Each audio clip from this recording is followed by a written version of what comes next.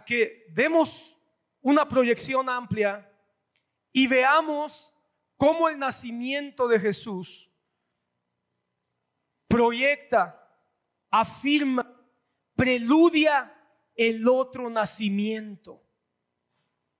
Y el otro nacimiento es el nacimiento de la iglesia de Jesús. Porque el nacimiento del Verbo en Belén es el preludio, el aviso, el mensaje del nacimiento que vendría en la iglesia con todos y cada uno de los que vendríamos a Cristo Jesús. Porque así como Jesús nace y hay gloria, cuando nace la iglesia hay gloria. Y deberíamos nosotros de preguntarnos, ¿por qué el Señor dejó tantos paralelos entre el nacimiento del Verbo y el inicio de la iglesia? Seguramente hay un mensaje donde nos está diciendo que tenemos que entender que no nacimos, que no empezamos, que no vinimos a Cristo para nosotros mismos. Porque, hermano, Cristo no nació para Él mismo. Cristo nació para un plan, nació para un propósito que venía del Padre. La iglesia no nació para ella misma, no nació para su propia gloria. Y ahora nosotros no podemos llamarnos iglesia de Jesucristo para nuestro propio beneficio. Tenemos que entender que la iglesia nace, surge para la gloria de Dios, para un propósito y para un plan. Y que si nosotros no nos ajustamos al plan, entonces, hermano, quizá no somos iglesia. Y si no somos iglesia, no somos nacidos de nuevo. Y si no somos nacidos de nuevo, estamos camino al infierno. La palabra dice que la iglesia tomó cuerpo. La iglesia también en algún momento toma cuerpo. Mira lo que dice 1 Corintios 12:27. Corintios 12:27. Ahora bien, vosotros sois el cuerpo de Cristo. Vosotros sois, ¿qué cosa? El cuerpo de Cristo. Y cada uno individualmente miembro de Él. ¿Qué es lo que está diciendo el apóstol Pablo? Somos el cuerpo. Pero cuando tú estás solo en tu trabajo, cuando tú estás solo en tu escuela, cuando tú estás solo caminando en la calle, cuando tú estás solo ahí en tu casa, también eres miembro del cuerpo. No significa que tú eres iglesia cuando vienes al culto y aquí te tienes que comportar como iglesia, que a veces ni sabemos cómo, ¿verdad? Pero aquí me voy a comportar como iglesia. Voy a hablar bien, voy a vestirme bien, voy a portarme bien. Pero una vez que termine el culto y me vaya mañana a mi trabajo, ya no soy iglesia. Ahí entonces digo palabrotas.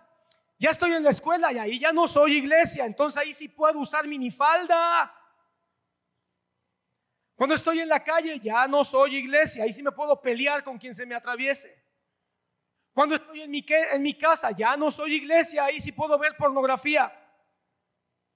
No, cada uno es cuerpo de Cristo, sea que estemos juntos o individualmente. Porque nadie, dice Efesios 5:29, porque nadie aborreció jamás a su propia carne, sino que la sustenta y la cuida, como también Cristo a la iglesia. Quiere decir que la iglesia es la carne de Cristo. Somos la carne, somos el cuerpo. Mira los paralelos. Yo quiero que notes los paralelos rápidamente, lo más rápido que pueda. Quiero que notes los paralelos entre la iglesia, entre el nacimiento de Jesús y el nacimiento de la iglesia. Uno lo vas a encontrar, la mayoría de las características en Lucas 2. Te voy a pedir que tengas ahí Lucas 2 y Hechos 2, el nacimiento de la iglesia, el nacimiento de Jesús, Lucas 2, y el nacimiento de la iglesia en Hechos capítulo 2. Va a ser complicado que estés viendo los dos pasajes al mismo tiempo, pero quizás si tienes a alguien a tu lado, uno de ustedes puede estar checando Lucas 2 y otro Hechos 2. Amén. Te voy a decir algunas cosas rápidamente. La mayoría de esto está en estos dos pasajes, pero mira, el nacimiento de Jesús. ¿Cuándo comienza el nacimiento de Jesús, hermano? Hermano, tenemos que entender que Jesús no inicia en la tierra, aunque nace en la tierra. Así que lo primero que tengo que decirte para que no vayamos a entenderlo mal es que Jesús es Dios y Él existe, Él es desde la eternidad. Eso Juan 17:5, hermano, Jesucristo dijo: Señor, glorifícame con la gloria que tuve contigo antes de los tiempos. Así que, hermano, Jesús es eterno, Él es Dios. Ahora, la iglesia, hermano, fue escogida desde la eternidad. Escucha eso. La iglesia no es desde la eternidad, porque la iglesia no es Dios, pero la iglesia es divina. ¿Entendiste? No es Dios, pero somos divinos. ¿Por qué? Porque Dios habita en nosotros. El Padre habita en nosotros, el Hijo habita en nosotros y el Espíritu Santo habita en nosotros. Por lo tanto, somos divinos, no somos Dios, no somos eternos, pero sí en la eternidad fuimos escogidos. La semana pasada hablamos de un poquito de esto en Efesios capítulo 1, hermano, o a la semana antepasada, cuando la palabra dice que según nos escogió Él desde la eternidad, antes del principio de los tiempos. Entonces la iglesia es escogida desde la eternidad. Ahora, es importante, antes de que naciera Jesucristo, se avisó de Él, se vislumbró acerca de Él en todo el Antiguo Testamento. La primera cita donde se vislumbra el advenimiento de Cristo es Génesis capítulo 3, ¿verdad que sí? Desde ahí, hermano, empezamos a ver cristofanías, figuras de Cristo, avisos de Cristo. El profeta Isaías, hermano, nos da una abundante cantidad de pasajes donde dice que el Mesías iba a venir. Todos los libros de la Biblia, te puedo asegurar, que tienen por lo menos un mensaje directo o implícito de Jesucristo. Bueno, lo mismo ocurre con la iglesia. La iglesia, hermano, está prefigurada o figurada en el Antiguo Testamento. Vamos a encontrar figuras de la iglesia, hermano, por todo el Antiguo Testamento, comenzando con Eva. Eva va a ser la primera figura de la iglesia, porque así como el primer Adán falla, Romanos dice que el postrer Adán no falló. Y por causa del error o del pecado del primer Adán, no se pudo perdonar el pecado de su esposa. Pero ahora, a causa del acierto, el éxito del segundo Adán, según Romanos, la esposa, la iglesia, es perdonada y restaurada. Así que, hermano, desde Eva vamos a encontrar figuras de la iglesia en el Antiguo Testamento. Cuando llegue el tiempo de la encarnación, es muy importante hacer notar que la Trinidad participa en la encarnación de Cristo. Hermanos, somos una iglesia cristocéntrica, porque Cristo es el centro. Somos una iglesia, por supuesto, que exalta al Padre, porque el Padre es el plan que está cumpliéndose. Sin embargo, la Trinidad, somos una iglesia trinitaria, porque creemos que el mover de la Trinidad está todo el tiempo, desde el principio hasta el fin de los tiempos. Tan es así que la Trinidad participó en la encarnación de Jesucristo. Lucas 1, capítulo 1, versículo 35 dice: y respondiendo el ángel le dijo: el Espíritu Santo vendrá sobre ti y el poder del Altísimo te cubrirá con su sombra. Por eso lo santo que nacerá será llamado Hijo de Dios. La Trinidad actuando, hermano. La encarnación del Hijo fue un acto completo de Dios, hermano. Dios completo. Dios Padre, Dios Hijo y Dios Espíritu Santo.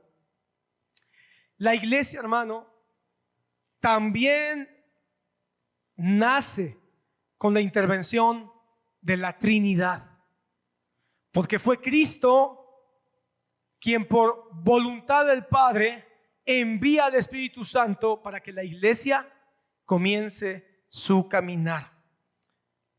Ok, ¿cuándo nace Jesús, hermano? Yo tengo 99% de certeza en mi corazón que nace en fiesta de tabernáculos. ¿Cuándo nace la iglesia? Nace en una fiesta de Pentecostés. No se me hace tampoco casualidad que la iglesia sí tengamos clara referencia de que nace en una fiesta. Ahora, ¿sabes qué tienen en común la fiesta de tabernáculos cuando nace Jesús con la fiesta de Pentecostés donde nace la iglesia? Que son las dos únicas fiestas de las 7 que duraban 7 días. Tabernáculos duraba 7 días y Pentecostés duraba 7 días. Ahora, es interesante que la fiesta de Pentecostés es la única fiesta que está separada de los otros dos bloques, porque el primer bloque en el mes de Nisan son 3 fiestas y en el mes de Tisri, segundo bloque, son otras 3 fiestas, pero hay una sola que está separada, que es la de Pentecostés. Y es interesante porque la fiesta de Pentecostés o lo que ocurre en Pentecostés, según Hechos capítulo 2, es algo sui generis, es algo único. ¿Qué quiere decir? Que mientras vemos que las 3 primeras fiestas tienen que ver con Jesús, con Cristo, y las otras tienen que ver con Cristo también, la otra tiene que ver con Dios, por supuesto, pero tiene que ver con otra expresión de Dios, que es el advenimiento del Espíritu Santo. Ahora, ¿cuál es la característica principal de la fiesta de Pentecostés? Que es la fiesta de la cosecha. Es la fiesta de la cosecha. ¿Qué significa eso? Que es cuando se daba gracias por la cosecha. Se bendecía la cosecha y entonces, hermano, ahí se proclamaba el cierre del término de la temporada agrícola y se empezaba a preparar la tierra para el siguiente ciclo. Las primicias eran 50 días antes, lo mejor, pero la cosecha era en Pentecostés. Es decir, a ver si me doy a entender. La primicia, que es Cristo, es la mejor espiga, la de más fruto. Pero la cosecha era la abundancia de lo que se había recibido. Es decir, en primicias resucita la primera espiga, la más abundante, la más hermosa, la más importante. Pero en Pentecostés es donde se comienza el desarrollo, el crecimiento de la gran cosecha que van a ser todos y cada uno de los cristianos que a lo largo de la historia se van a ir agregando a la iglesia. Por eso es en Pentecostés, para que quede claro el simbolismo, la gran cosecha ha comenzado. Amén. La fiesta de tabernáculos es la fiesta que dice que Cristo iba a estar por un tiempo señalado hasta que viniera el término del periodo donde tenía que ser resucitado y arrebatado para volver al Padre. Hermano, la iglesia en Pentecostés comienza su peregrinar. A partir de Pentecostés hasta el día de hoy, la iglesia somos los peregrinos y extranjeros de los que habla Pedro. Peregrinos y extranjeros que estamos esperando el término de la última cosecha. Hasta que la última cosecha, el rebusco, sea recogido también. Cuando venga el final de los tiempos, hermano, y el último de los escogidos sean cosechados, entonces la iglesia espera, ¿qué espera? Un arrebatamiento.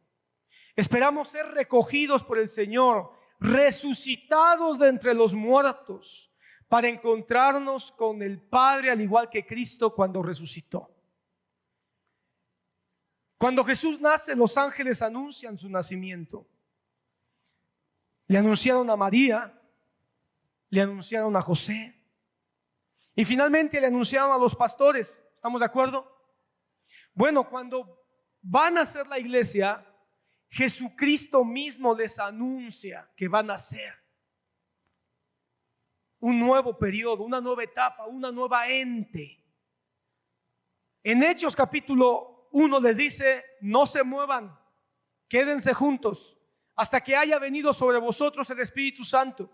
Y entonces, cuando venga el Espíritu Santo, y entonces me serán testigos hasta lo último de la tierra. Entonces, hermano, hubo un anunciamiento cuando Jesús nació. Hubo un anunciamiento para que la iglesia naciera. Y dentro de ese anunciamiento, hermano, la palabra dice que el Espíritu Santo llenó a María para concebir a Jesús. Fue llena del Espíritu Santo. María no pudo concebir sin la llenura del Espíritu Santo. Por eso los que idolatran a María, los que exaltan a María, no se dan cuenta que María sin el Espíritu Santo no es nada. Es una más. Igual que nosotros sin el Espíritu Santo no somos nada. ¿Sabes qué somos sin el Espíritu Santo? Somos un montón de religiosos. Pero Jesús les dijo, hasta que venga el Espíritu Santo. Y hermano, la palabra dice que el Espíritu Santo llenó a los discípulos. Y cuando fueron llenos del Espíritu Santo, porque esa es la expresión que usa el libro de los Hechos, y todos los que estaban ahí, ¿cuántos eran? 120, ¿te recuerdas? 120. Todos fueron llenos del Espíritu Santo. ¿Para qué fueron llenos del Espíritu Santo? Para lo mismo que fue llena María. María fue llena, ¿para qué? Para que comenzara la gestación de Jesús, hasta que llegara el momento de dar a luz, ¿verdad que sí?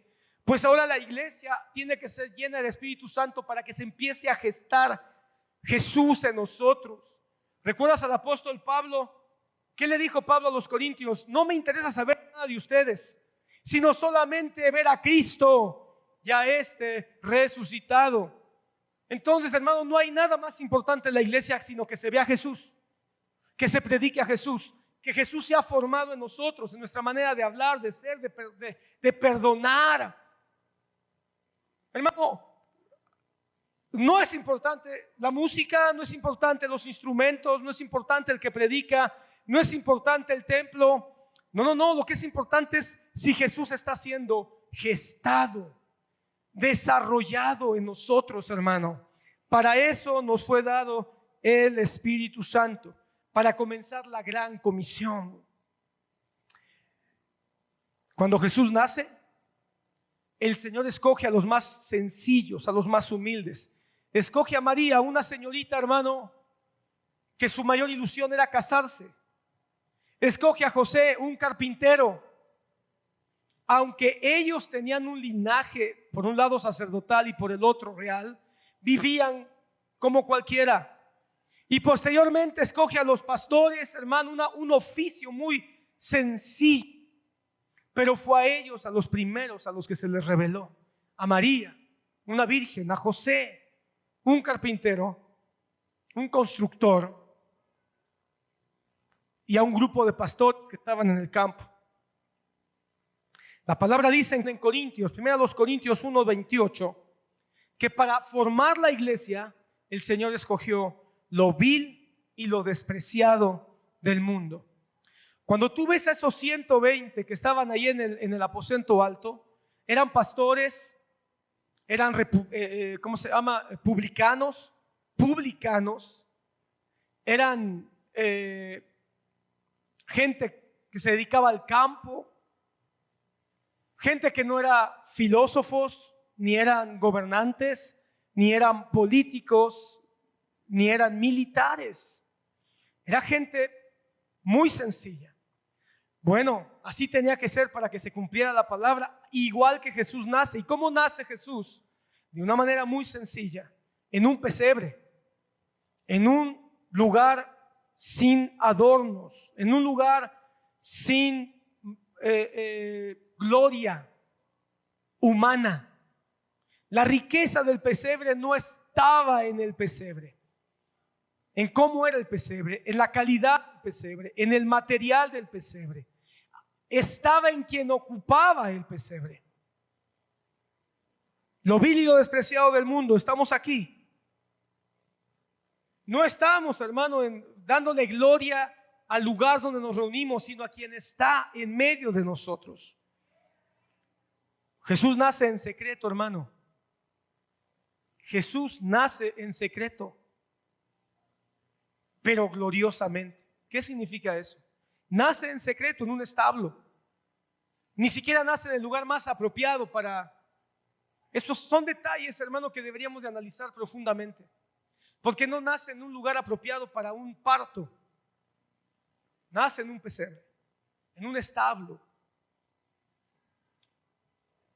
No había nadie en ese momento, no estuvo ni la mamá ni el papá. Por alguna razón el Señor aparta a María y José de su propia tierra y los lleva en ese peregrinar, dicho sea de paso, hasta llegar a Belén.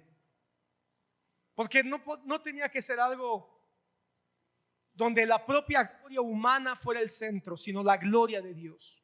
Pero aunque nace en secreto, la gloria de Dios se manifestó ahí. Hermano, la iglesia nace en un lugar secreto, en un aposento alto. Recuerda que ese aposento alto, hasta ese momento, había sido el escondite de los perseguidos discípulos de Jesús. Pero en ese lugar secreto donde nace la iglesia, ¿qué es lo que estaban haciendo esos 120? Orando, hermano, cantando al Señor, pidiendo al Señor guianza y dirección, porque no sabían qué iba a ser de su vida. Cuando tú ves al frágil Jesús en el pesebre, si tú lo miras así a secas, tú dices, pobre niño, ¿qué va a hacer de su vida? Bueno, pues ahí se manifestó la gloria de Dios, y en Pentecostés se manifestó la gloria de Dios. Así que no es lo importante el secreto, lo privado, lo importante es la gloria. Por eso, hermano, cuando cada uno de nosotros vino a Cristo Jesús, quizá fue muy secreto, quizá fue en apariencia muy sencillo. Yo he escuchado a algunos que dicen, no, pues cuando yo acepté al Señor, pues yo ni sentí cohetes, ni escuché zumbidos. Hermano, lo importante no es eso. Lo importante es que ahí se haya manifestado la gloria de Dios en tu corazón. Hay muchos que dicen, es que yo no tengo testimonio. ¿Por qué dices eso? ¿Porque no fuiste drogadicto? ¿Porque no fuiste asesino? ¿Porque no fuiste ladrón? No, hermano. Aunque haya sido secreto, la gloria de Dios se manifestó en tu vida. Amén. Fue tan glorioso que hubo algunas señales. Por ejemplo, ángeles hablando. Una estrella iluminó con su luz el lugar donde nació Jesús. Hubo señales entonces. De la misma manera, hermano, cuando nace la iglesia en Hechos capítulo 2, hubo señales. Hubo viento, hubo fuego, hubo un estruendo, hubo señales. Jesús nace en un lugar secreto, pero con señales. La iglesia nace en un lugar secreto, pero con señales. Cuando nace Jesús, hermano, de manera inmediata se comienza a predicar que Jesucristo es el Salvador. ¿Sabes quiénes fueron los primeros predicadores cuando nace Jesús? Los pastores, hermano. Dice que cuando los pastores vieron aquello, regresaron a sus lugares llenos de alegría, predicando que había nacido el Salvador. Así que los primeros predicadores fueron los pastores. Cuando nace la iglesia, de manera inmediata, de manera paralela, inmediatamente se comienza a predicar que Jesucristo es el Señor y Salvador. Y los primeros predicadores fueron los apóstoles del Cordero. Pedro, el primero de ellos. En cuanto los dones se manifiestan, porque quiero que tomes nota, no se manifestó solo el don de lenguas, eso no es cierto. Y se movieron ahí más de 11 dones, solo en el capítulo 2 del libro de los Hechos. Pero el primer predicador, ¿quién fue? Pedro. ¿Y cuál fue el mensaje? Que Jesucristo es el Señor y Salvador. ¿Cuál fue el mensaje de los primeros predicadores cuando nace Jesús? Que el que había nacido era el Señor y Salvador. ¿Cuál fue el mensaje de Pedro inmediatamente después de que la iglesia nace? Que el que resucitó es el Señor y el Salvador. Hermano, cuando nace Jesús, se maravillaron ante el nacimiento de Jesús. Mira lo que dice Lucas 2:18. Y todos los que lo oyeron se maravillaron de las cosas que les fueron dichas por los pastores. La gente se maravilló de que la predicación del nacimiento del Salvador había ocurrido. Se maravillaron. Hermano, ya no fue necesario ir a ver a Jesús. El mensaje de los predicadores, el mensaje de los pastores, el mensaje de los evangelistas, el mensaje de los testigos tenía tal fuerza, tal certeza, que los que estaban escuchando se maravillaban.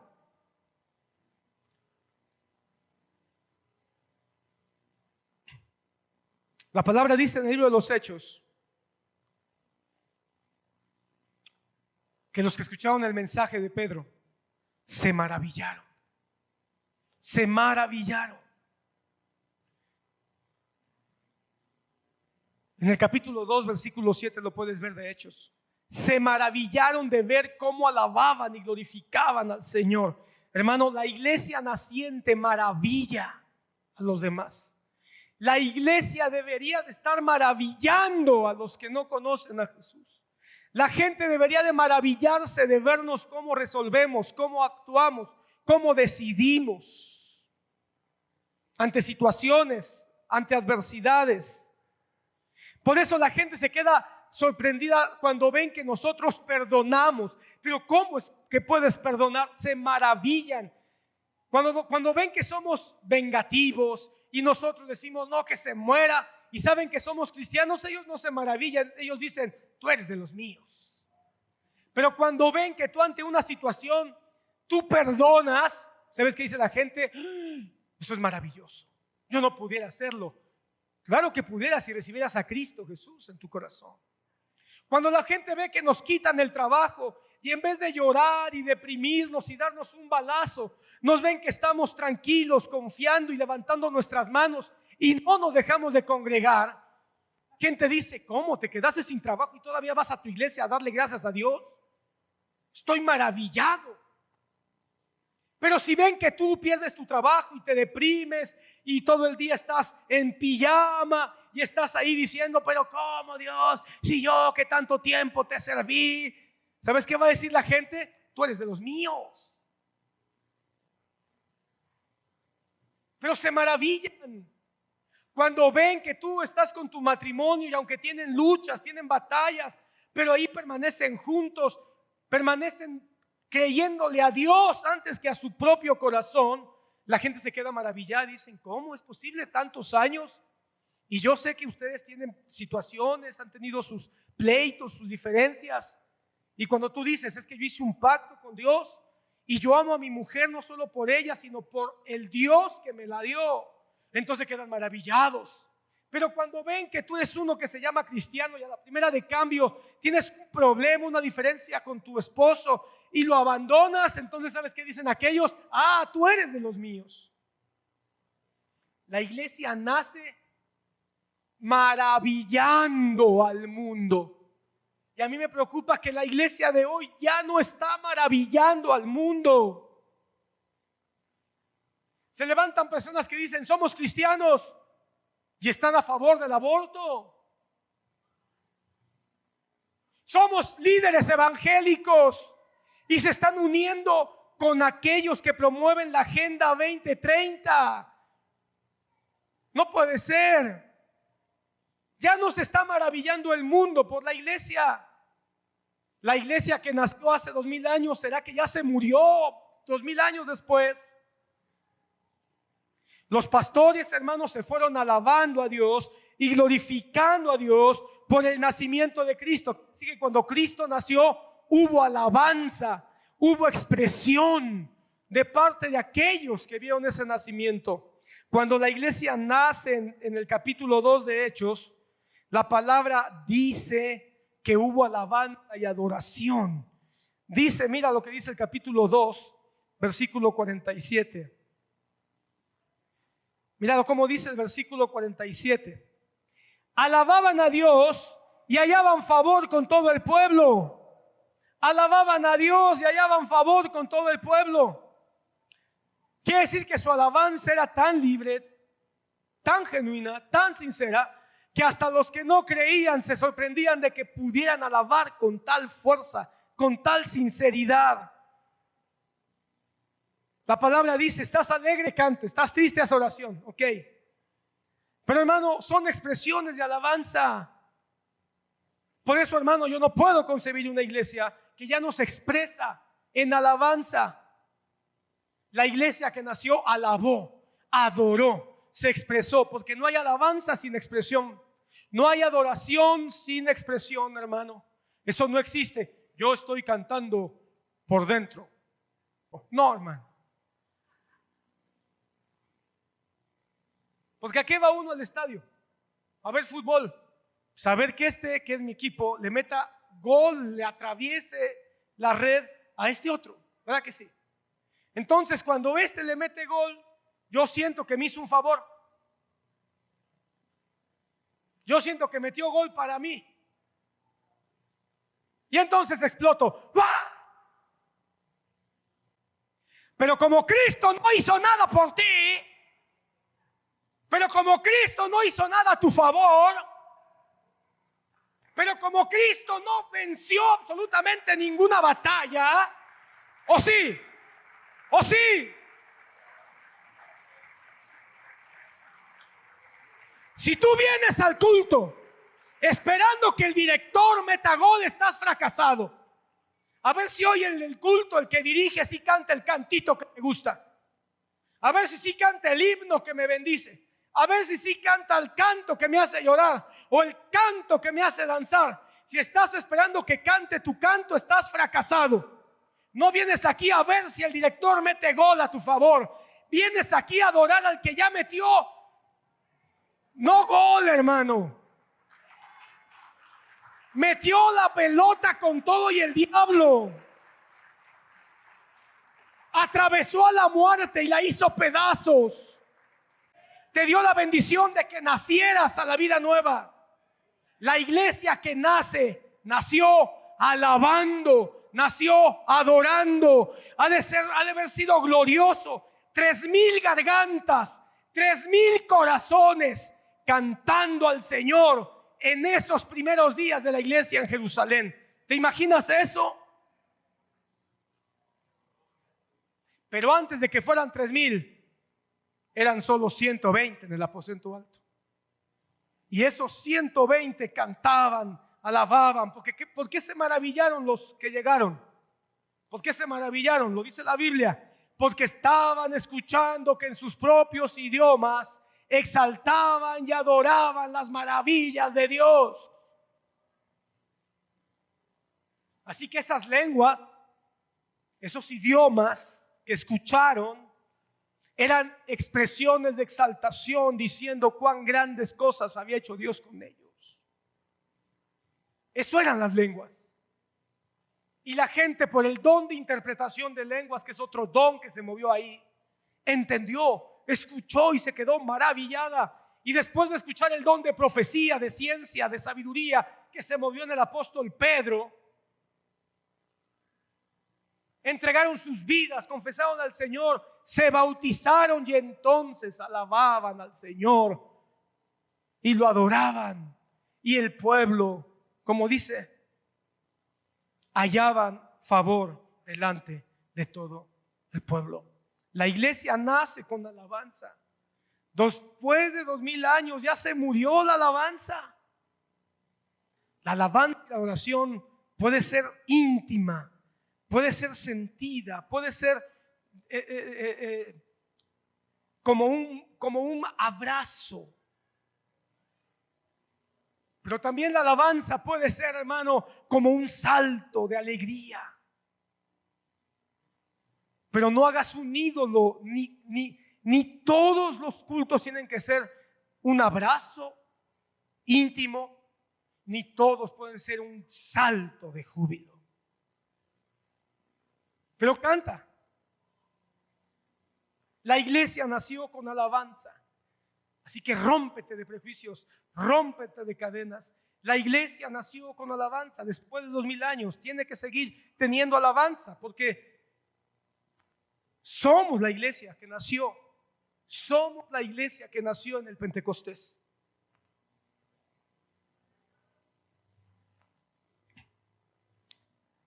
Al octavo día Jesús fue circuncidado, cumpliendo el antiguo pacto. La palabra dice en Hechos 2 que todos los que creyeron fueron bautizados, cumpliendo así el nuevo pacto. ¿Qué es lo que hacía en el antiguo pacto? ¿Cuál era la señal de ser pueblo de Dios en el antiguo pacto? La circuncisión. Jesús fue circuncidado. ¿Cuál es ahora la señal de que somos pueblo de Dios? El bautismo en agua. La iglesia nació bautizando. Así que, hermanos, los bautizos son muy importantes. ¿Sabes cuántos fuimos a los últimos bautizos? Gracias a Dios, casi 100. Casi 100 personas. Fue una gran bendición, porque es una bendición que cuando haya bautizos, no nada más sea el que se va a bautizar, sino que haya una nube de testigos diciendo: eso es hermoso, eso es glorioso. ¿Sabes cuántos llegan cuando nace un niño?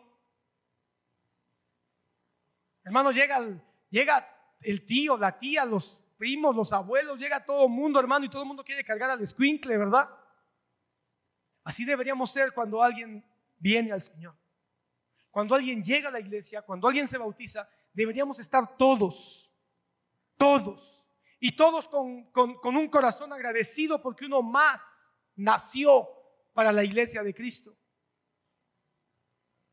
Y dispuestos a cargarlo, dispuestos a arroparlo, dispuestos a ayudarlo a caminar, ayudarlo a dar el siguiente paso. ¿Cuántos de nosotros, cuando vemos que llega alguien nuevo a la iglesia y lo detectamos, nos tomamos el tiempo por lo menos de llegar y decirle: bienvenido, bienvenido, esta es tu casa? ¿Cuántos más quizá dan un paso más adelante y le dicen: ¿cómo te llamas? ¿De dónde vienes? ¿Cuántos quizá dan un paso más y le dicen: ¿tú ya conoces de Dios? ¿Ya conoces del Señor? ¿Y cuántos más quizá dan un paso más todavía y le dicen: oye, quisieras que platicáramos, te invito a tomar un café, ¿cuándo puedes? Ese es el trabajo de la iglesia. Hermano, no somos una empresa, no somos una, una institución del gobierno, donde venimos, checamos y nos vamos. Hay quienes, perdón, pero parece que literalmente a eso vienen. Checan, le dicen al lado: le dices al pastor que sí vine, le dices a mi anciano que sí vine, y se van temprano. O al revés, llegan tarde y checan, y todavía, perdóneme usted, tienen la vergüenza de irse en cuanto acabe el culto. No, no somos una empresa, no somos una institución del gobierno donde tenemos que checar. ¿Qué vas a checar? ¿Qué cosa vas a checar? Si aquí no te paga nada nadie, ni tú le debes nada a nadie. Bueno, le debes la vida a Cristo, ¿verdad? Pero me refiero a que no le debes nada a nadie para que tú estés esperando que los que estamos aquí te veamos. Venimos aquí porque hemos nacido de nuevo y queremos estar con nuestro Padre Celestial. Venimos aquí porque hemos nacido de nuevo y amamos y valoramos y apreciamos todo lo que viene de parte de nuestro Señor y Salvador Jesucristo. Estamos aquí no para darnos la gloria a nosotros, sino al Señor. Esa es la razón por la que estamos aquí. Amén. Así que, hermano, cada vez que llegue uno, hagamos operación bebé. Cuando ves el bebé, te acercas, lo quieres ver, le quieres agarrar las manos, los cachetes, ¿verdad? Y si se puede, lo quieres cargar. Bueno, pues con el que llegue a la iglesia, acércate, velo, agárrale los cachetes, cárgalo y ayúdalo, condúcelo. Y cada vez que haya bautizos, hermano, sea una iglesia diferente, sea una iglesia que ama y valora a los que recién están llegando. Así se bautice uno. Vengamos los más que se puedan. Dice la palabra que hay fiesta en los cielos por uno que se arrepiente. ¿Cómo no hacer fiesta nosotros también, aunque sea uno el que se bautice? Los primeros convertidos, hermano, cuando Jesús nace, Hubo convertidos, los pastores por supuesto, pero ¿sabes quiénes fueron después los que se convierten? Pon atención. Simón y Ana. En Lucas 2, versículo 25 al 38, se nos dice que Simón y Ana estaban en el templo. Se estaban congregando pues, y congregándose en el templo, fueron llenos del Espíritu Santo. Hermano, este es otro tema. Yo estaba meditando en este y digo, no, esto es para otro domingo. Pero hermano amado, el capítulo 2, los últimos versículos del capítulo 2, del 25 al final del capítulo 2, 23 tal vez, son el libro de los hechos en el Evangelio de Lucas, perdón. Analízalo. ¿Cómo? Todo mundo está siendo lleno del Espíritu, todos están hablando con los dones del Espíritu, todos están profetizando, todos están recibiendo. No, hombre, es el libro de los hechos. Y todavía no viene el Espíritu Santo en Pentecostés. Pero hermano, lo que me llama la atención es que Simón y Ana fueron llenos del Espíritu Santo, profetizan, tienen dones, y estando ahí, hermano, llenos del Espíritu Santo, entregan su vida a Cristo y abandonan la ley. En el libro de los Hechos, los primeros convertidos fueron 3,000 personas. ¿Y sabes por qué estaban esas 3,000 personas en Jerusalén? Porque habían ido al templo precisamente a celebrar la fiesta de Pentecostés. 3,000 personas que estaban en el templo viviendo una religión y no habían tenido un encuentro con Dios. ¿Cuántos estarán llegando a los templos y no hemos tenido un encuentro con Cristo de manera genuina? ¿Cuántos estaremos llegando de manera religiosa a nuestras congregaciones y no estamos teniendo la llenura del Espíritu Santo que nos invita a maravillarnos, a bendecir, a alabar al Señor y a tener un cambio verdadero? Estas 3,000 personas que fueron al templo a vivir su religión, a cumplir con su religión, la religión que sus padres les habían heredado, a cumplir con las tradiciones que sus padres por años les habían inculcado, ahora se están maravillando, viendo cómo hay 120 que están teniendo una expresión de la gloria de Dios y están predicando a Cristo con libertad y están predicando a Cristo con amor y con convicción. Pues esos 3,000 hermanos, dice la palabra que ¿qué? Que fueron llenos, que fueron bautizados, hermano. ¿Cuántos no estamos en las iglesias? Porque nuestros padres nos traen, porque es la tradición, porque nos caen bien los hermanos, porque pues yo sé mucha Biblia y soy un religioso de primera y voy nada más a ver qué cosa dice mal el que predica. Pero nunca hemos tenido un encuentro. Nunca hemos sido genuinamente llenos del Espíritu Santo. Los primeros convertidos fueron Simón y Ana. Interesante, 2 viejos. ¿Sabes qué significa Simón? El que oye. Cuando vengas a la iglesia, ven a oír, hermano. Ven a oír. Así que, hermano amado, no seamos una iglesia que se muere, sino una iglesia que preserva lo que hubo cuando nació y que hasta el día de hoy sigue viendo a nosotros. Por último, hermano, último comparativo.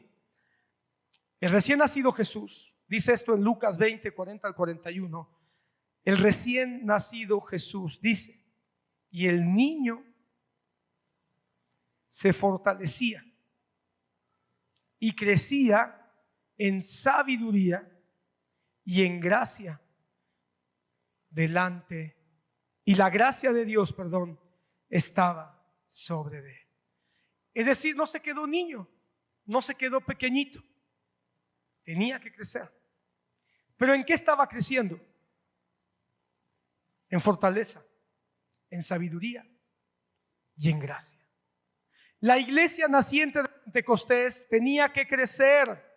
Por eso es que tú ves que el libro de los Hechos, hermano, ves una iglesia que va madurando. ¿En qué crecía la iglesia? En palabra. ¿En qué más crecía? En comunión los unos con los otros. ¿En qué más crecía? En santidad. ¿En qué más crecía? en oración. ¿Cómo podemos saber que la iglesia está creciendo? Cuando la iglesia tiene palabra, cuando la iglesia tiene oración, cuando la iglesia tiene comunión los unos con los otros y cuando la iglesia tiene santidad, hermano. Porque la Santa Cena, el propósito principal de la Santa Cena es ya darnos de la santidad de Cristo. Así que, hermano amado, cuando una iglesia deja de orar, cuando una iglesia ya no tiene palabra y el centro no es la palabra sino otra cosa, cuando una iglesia ya no valora los sacramentos, ya no valora la Santa Cena, ya no valora aquellas cosas que lo puedan impulsar a ser diferente y ya no valora, hermano, la comunión los unos con los otros, esa iglesia está muriendo. Por favor, abre tu Biblia en Timoteo 3:16. Este es el resumen de todo lo que hemos dicho hasta aquí. Este es el resumen.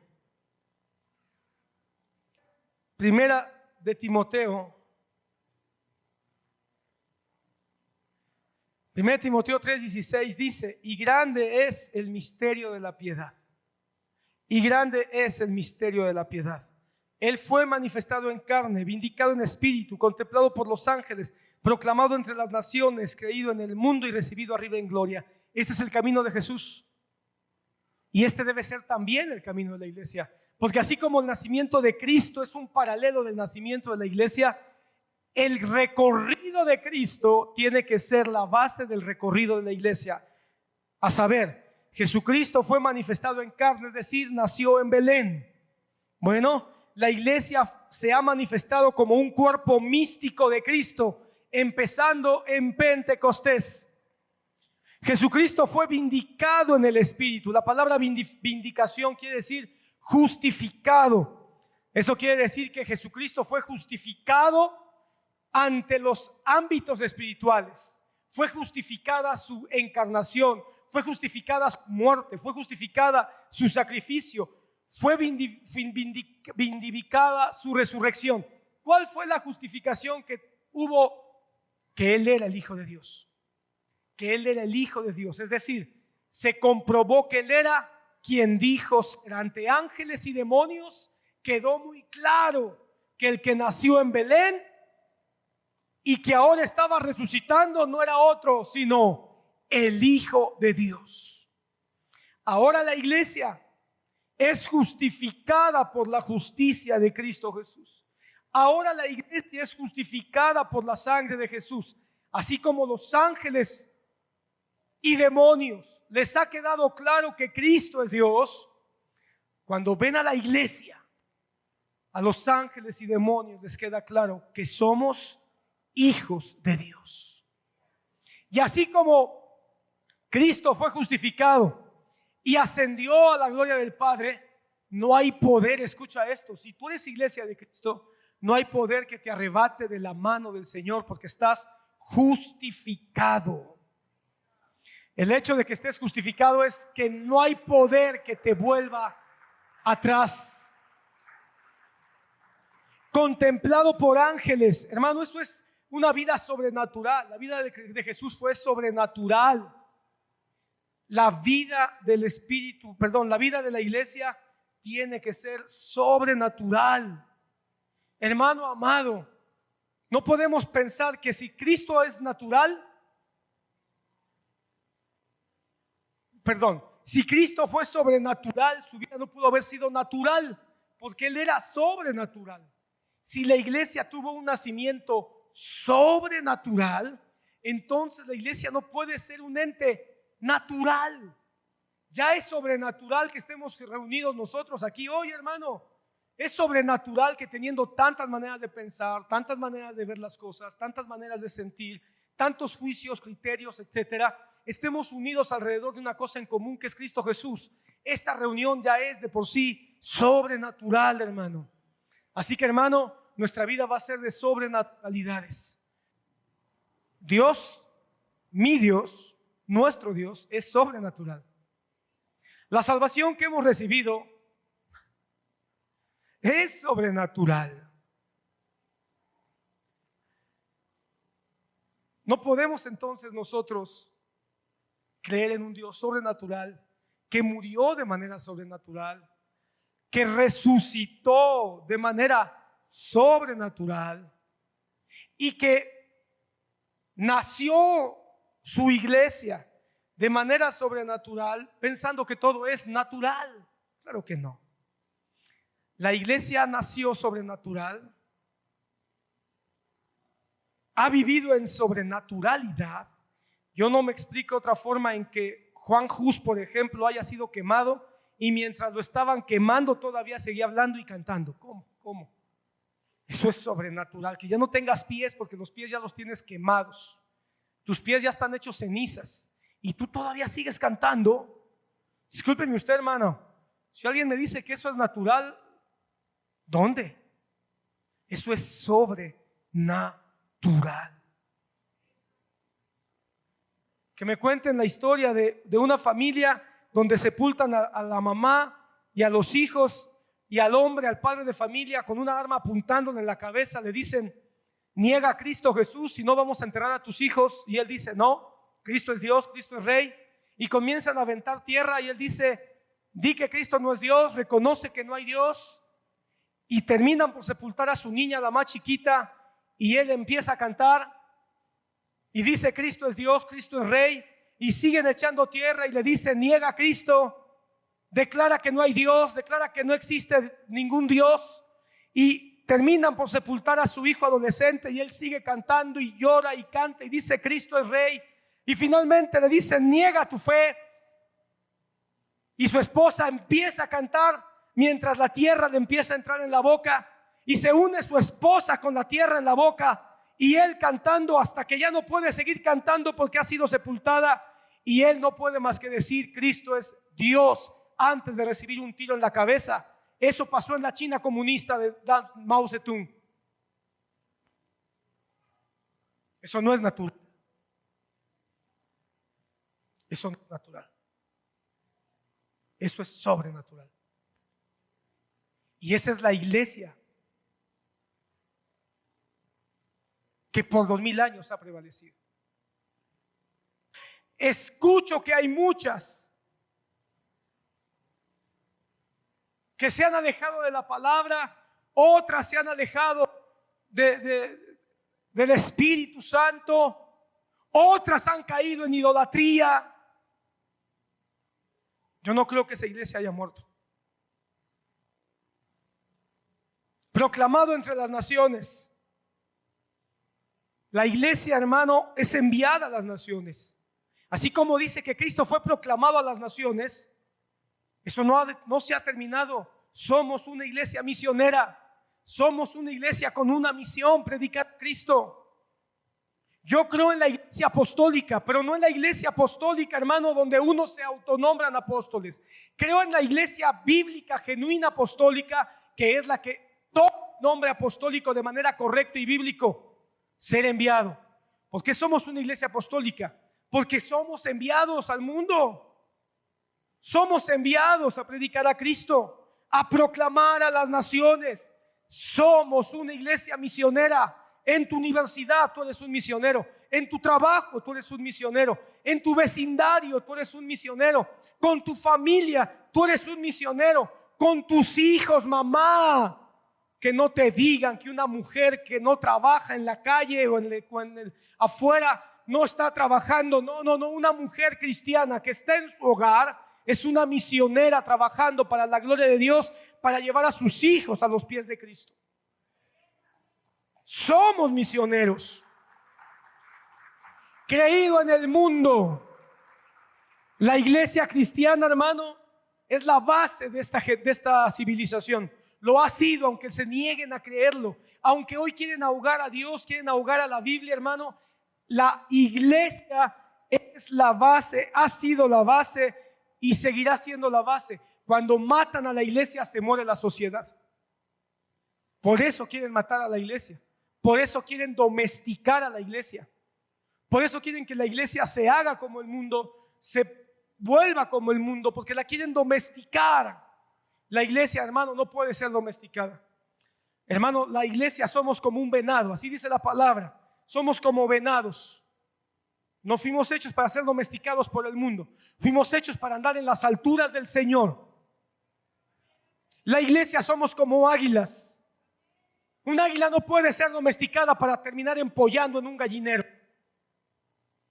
La iglesia es como un águila que debe levantar sus alas, debe elevarse, debe renovarse, debe tener una visión amplia. La iglesia somos como un búfalo. No nos pueden domesticar. Somos como un búfalo salvaje que se sabe meter en las aguas, pero en las aguas de la palabra, que sabe envolverse de la lluvia, pero la lluvia del Espíritu Santo, y que cuando corre, no corre porque tenga miedo, sino corre porque sabe que corriendo hacia su Señor puede encontrar la vida. Así que la iglesia somos leones, somos cachorros de león, hijos de león de la tribu de Judá. No permitamos que nos rompan los colmillos. No permitamos que nos rompan las garras y nos hagamos cobardes, amanerados, cediendo todo lo que este mundo nos ofrece, como que si fuera realmente importante. La iglesia cristiana es la base del mundo. No nos dejemos domesticar, por favor, hermano.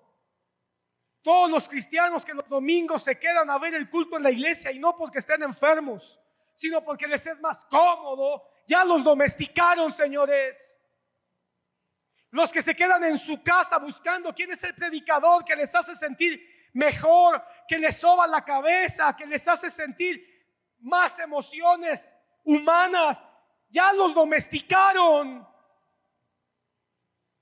La iglesia tiene que reunirse para aprender la palabra, para adorar al Rey de Reyes y Señor de Señores, y luego salir al mundo a predicar, siendo buenos ingenieros, buenos doctores, buenos abogados, buenos lo que sea, siendo el mejor, pero no viviendo la vida pagana o la vida inmoral de ellos. Mira lo que dice Lucas 4:43. Pero él, Jesús, les dijo, Lucas 4:43, es necesario que también a otras ciudades anuncie el evangelio del reino de Dios, porque para esto he sido enviado. Jesús tenía muy claro que había sido enviado. Jesús, por eso es el apóstol de la iglesia. Por eso Hebreos dice, puestos los ojos en Jesús, nuestro apóstol. Porque él fue enviado ¿a qué? A predicar el evangelio del reino, a predicar el reino del Padre, hermano. Jesucristo mismo dijo, lo que yo aprendí del Padre, eso predico.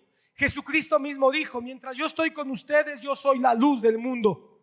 Jesucristo mismo dijo, Padre, que te conozcan a ti y a Jesucristo a quien tú has enviado. Bueno, lo voy a decir literal, como dice el texto. Padre, y esta es la vida eterna, que te conozcan a ti, el único Dios verdadero, y a Jesucristo a quien tú has enviado. A eso vino Jesús, hermano, a predicar la salvación, la vida eterna. Lucas 4:18 dice, hablando Jesús, el Espíritu del Señor está sobre mí, por cuanto me ha ungido para dar buenas nuevas a los pobres, me ha enviado a sanar a los quebrantados de corazón, a pregonar libertad a los cautivos y darle vista a los ciegos, a poner en libertad a los oprimidos. A eso vino Jesús, a eso nació Jesús. Hermano, Jesús no nació para que lo terminaran poniendo como muñeco de pasta junto a un árbol ridículo con un montón de lucecitas en una fecha que nada tiene que ver con él.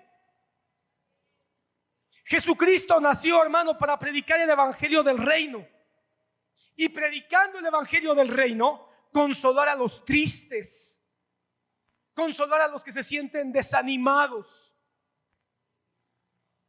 consolar a los que se sienten disminuidos, que ya no valen nada o valen muy poco. A eso vino. Jesucristo vino a traer perdón de pecados por medio de su justicia. Eso es dar libertad a los cautivos, porque antes estábamos cautivos en nuestros delitos y pecados. Así que cuando dice que Jesucristo vino a dar libertad a los cautivos, eso significa vino a darnos perdón de nuestros pecados. Hermano, Él vino a quitar la ceguera. Él vino a quitar la ceguera física, pero también la espiritual. Porque antes éramos ciegos, hermano, pero ahora vemos. Antes éramos ciegos pensando que lo que hacíamos estaba bien y nos dimos cuenta que no. Él vino a quitar el velo de nuestra ceguera. Pero hermano, Él vino también a traer sanidad a los enfermos. Vino a traer sanidad a los enfermos. Hermano, y la palabra enfermedad nosotros la identificamos como una situación del cuerpo, pero no, hermano. La palabra enfermedad es cuando algo no está bien. La palabra enfermedad significa algo que está fallando o que está descompuesto. Y hermano, Jesucristo no vino nada más a los descompuestos porque tenían diabetes o porque tenían gripa. Jesucristo vino a los que estaban descompuestos del alma, descompuestos de su corazón, descompuestos en sus emociones, descompuestos en su espíritu. A eso vino el Señor, a predicarnos la verdad, a sanar cuerpos y a sanar almas. En resumen, a destruir las obras de Satanás. Para eso nació Jesús. Ahora, ¿para qué nació la iglesia? Y si tú eres parte de la iglesia, entonces tú ya naciste con la iglesia. ¿Para qué naciste como iglesia? Juan 17:18 dice, como tú me enviaste al mundo, así yo los he enviado al mundo. Mira qué pasaje. Jesucristo dijo, a esto fui enviado, a predicar el evangelio. A esto vine al mundo, a dar libertad a los cautivos, a dar vista a los ciegos, etc. Y después viene y nos dice a la iglesia, así como yo fui enviado al mundo, así yo los he enviado al mundo. Entonces, hermano amado, Dios no nos llamó para que hagamos nuestra vida. Dios no nos llamó para que hagamos nuestro plan, sino para que ajustemos nuestro plan a su plan. Para que sometamos nuestros sueños a sus sueños, para que pongamos nuestros anhelos en sus anhelos. ¿Cuántos están dispuestos a hacer esto? Necesitamos una iglesia que vuelva a tener este juicio y este entendimiento. Escucha, no es para que sirvas a la iglesia, es para que sirvas a Cristo. Porque muchos pueden confundirse y decir, entonces me está diciendo que tengo que estar aquí. No, tienes que estar en Cristo. Porque puedes estar sirviendo a la iglesia y no estar sirviendo a Cristo. Eso también es cierto. Puedes estar sirviendo a la iglesia, haciendo cosas dentro de la congregación, pero no necesariamente porque tienes un entendimiento de que tienes que predicar a Cristo. Fuimos llamados a predicar el nombre de Jesús. Fuimos llamados a hacer luz, hermano. Y una luz no se puede esconder. Una luz no se puede poner debajo de la cama. La luz tiene que brillar alto. Fuimos llamados a ser sal. Hermano, y la sal, dice la palabra, que la sal cuando pierde su sabor no sirve sino para ser echada afuera. ¿Sabes cuál era la sal que en los tiempos de Jesús, la sal que tiraban a la basura, era la sal que echaban a la orilla del campo, pues que crecía mala hierba? Y la manera en que tenían de que los caminos que estaban formando los romanos no se llenaran de maleza, era echando sal a la orilla y entonces la hierba no llenaba los caminos.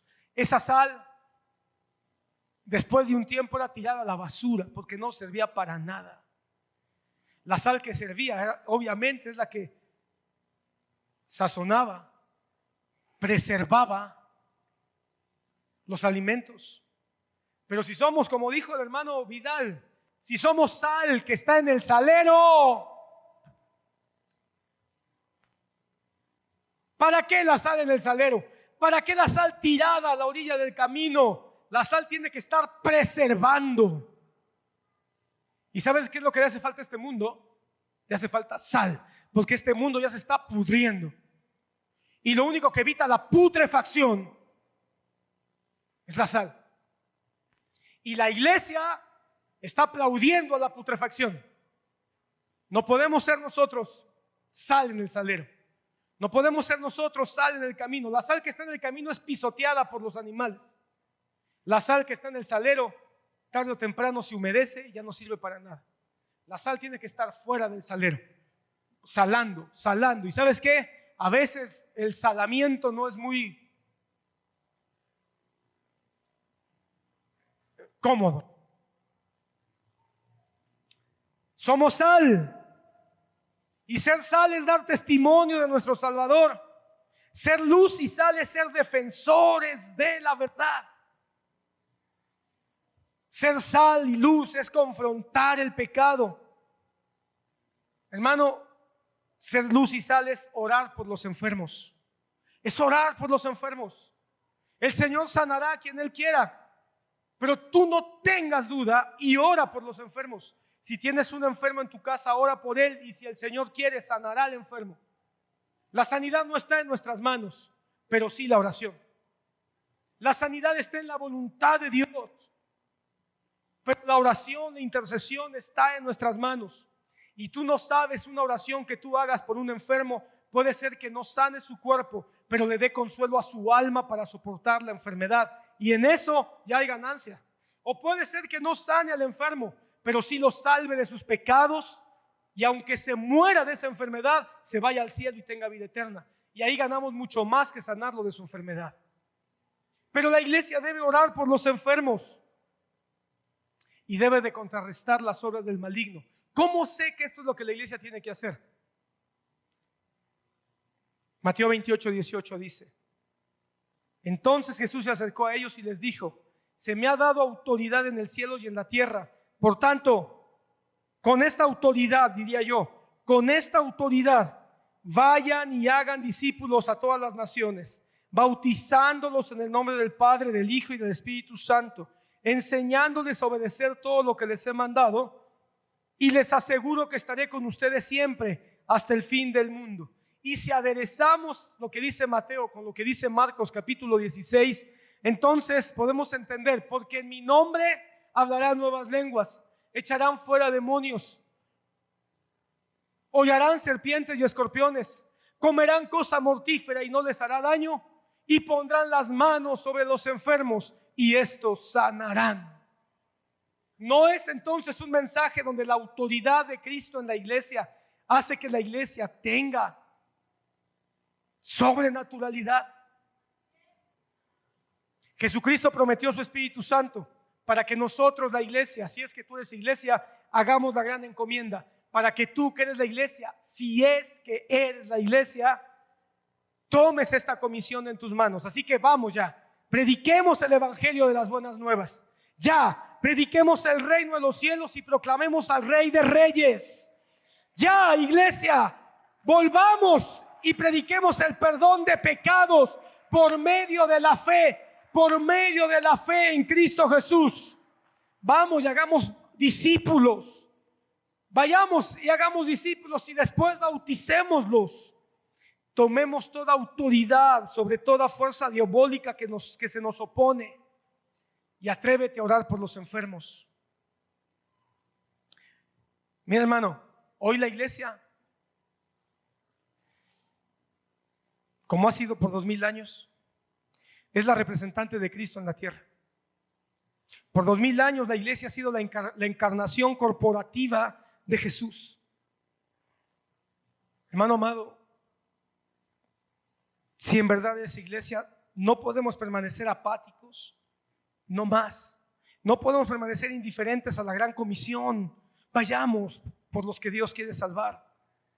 No podemos permanecer ignorando al Espíritu Santo que quiere darnos de sus dones para ir por el que se está perdiendo. Si en verdad hemos nacido de nuevo y somos nuevas criaturas, entonces tenemos que continuar manteniendo todo lo que le fue dado a la iglesia cuando nació en el Pentecostés. La iglesia en el Pentecostés no nació para ser egoísta, no nació para que cada uno buscara lo suyo. La Biblia dice que la iglesia del primer siglo incluso llegaron a tal punto en Jerusalén que vendían todas las cosas que tenían y las compartían en común. No nació, hermano, para simpatizar con el mundo, para ser aliada del mundo. Nació para ser, por un lado, esa fuerza corporativa, unificada, no importa dónde estemos, no importa si son luteranos, bautistas, metodistas, pentecostales, no importa. Somos una unidad corporativa que, si tenemos entendimiento de esto, vamos a poder contrarrestar la influencia del mundo. Y por otro lado, hermano, la iglesia somos la única oposición verdadera, a toda esta estrategia diabólica, mundana y de tanta inmoralidad y pecado que se está levantando en este tiempo. Somos la única fuerza que puede contrarrestar a Satanás, porque la única fuerza que lo puede contrarrestar ya lo venció en la cruz del Calvario. Y ahora habita dentro de nosotros el Espíritu Santo. Y somos la única fuerza que lo puede contrarrestar si hacemos lo que tenemos que hacer: estar juntos, predicar su palabra, perdonarnos los unos a los otros, vivir y modelar su santidad, no como una imposición, sino como el resultado natural de adorarlo y alabarlo con todo nuestro corazón. Hermano, el secularismo se está metiendo en la iglesia de una manera terrible. Y ¿sabes qué está causando? Autonomía.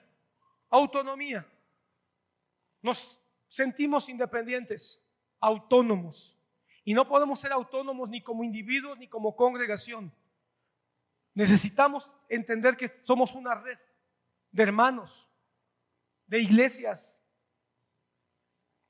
Eso nos va a distinguir del mundo. El no pensar solo por uno mismo, sino pensar de manera corporativa. Finalmente, hermano, quiero decirte que la iglesia no nació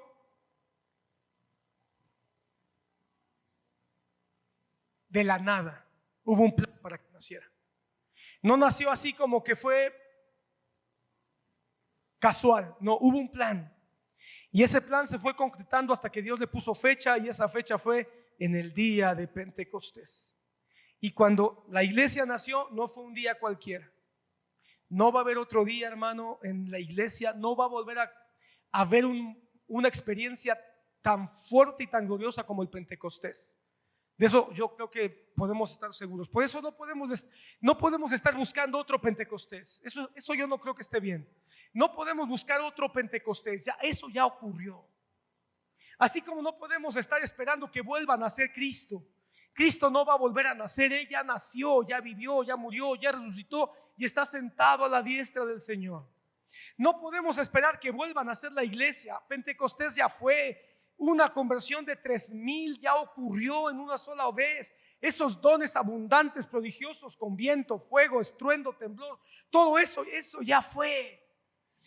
Pero eso no significa que la iglesia de hoy no va a volver a tener, quizá nunca más como en Pentecostés, porque ese fue el día del nacimiento, pero sí confiamos en que seguimos teniendo el Espíritu Santo, para que con la dirección del Espíritu Santo, hermano, podamos avanzar y ser una iglesia que haga la diferencia. Una iglesia que sacuda a la tierra. Una iglesia, hermano, que estando junta y unánime, juntas en un mismo lugar, unánimes, sintiendo lo mismo en el Señor, podamos continuar haciendo la comisión que Dios nos ha dado. Ok, escucha esto. Voy terminando. Por favor, hermano amado, congrégate. Ora todos los días, por favor. Alaba a Dios con todas tus fuerzas. Predica el evangelio. Y si te sobra tiempo, háblalo. El mundo está conmocionado. Por lo tanto, el mundo necesita una conmoción. El mundo estaba conmocionado cuando nació Jesús y necesitaba ser conmocionado con el nacimiento tan glorioso del Señor. El mundo estaba conmocionado cuando Cristo murió y necesitó ser conmocionado con el nacimiento de la iglesia. Cada creyente de los que estamos aquí, le hemos entregado nuestra vida a Cristo, hemos dicho, nací de nuevo. Pero nacer de nuevo no es para que vivas para ti. Nacer de nuevo es para ser parte de Cristo Jesús. Somos el cuerpo místico de Cristo. Así que debemos estar unidos en el cuerpo místico de Cristo para dar testimonio de Cristo. Hermano, cuando Cristo nació hizo la gran diferencia. Antes y después de Cristo. Todo mundo puede juzgar, criticar a Jesús, pero nadie puede negar que Él es el hombre más santo. Nadie puede negar que Él es el hombre que más ha conmocionado y que más ha trastornado, para bien o para mal, la historia de la iglesia. La historia de la humanidad. Así que si Él hizo una diferencia cuando nació, nos toca a nosotros verdaderamente nacer de nuevo y hacer una diferencia